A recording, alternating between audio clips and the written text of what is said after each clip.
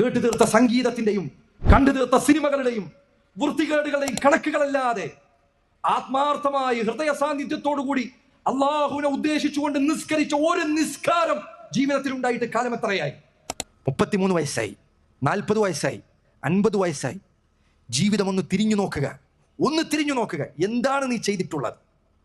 അള്ളാഹുവിന്റെ അടുത്തേക്ക് ഈ അവസ്ഥയിലാണ് നീ മരിക്കുന്നതെങ്കിൽ എന്താണ് നിന്റെ അവസ്ഥയെന്ന് നീ പ്രതീക്ഷിക്കുന്നത്? എന്താണ് നീ പറയുന്നു? അള്ളാഹു നിനക്ക് പുറത്തു തരുമെന്ന്.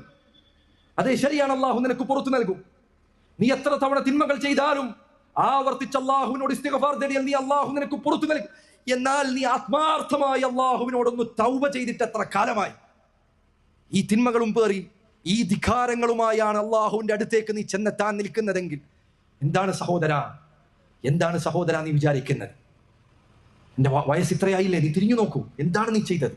പണ്ഡിതന്മാരിൽ ചിലർ, വാള്യക്കണക്കിന് ഗ്രന്ഥങ്ങൾ എഴുതിയ ഉലമാക്കൾ, അവരുടെ ചരിത്രത്തിൽ കാണാം, അവരിൽ ചിലർ കണ്ണാടിക്ക് മുൻപിൽ ചെന്ന് നിന്ന് 40-50 വയസ്സായപ്പോൾ അവരിൽ ചിലർ നരച്ച താടിയും പിടിച്ച് അവരവരോട് തന്നെ കണ്ണാടിയിലേക്ക് നോക്കി ചോദിച്ചിട്ടുണ്ട്, ഇത്ര വയസ്സായി നീ എന്താണ് ഇതുവരെയായി ചെയ്തത്?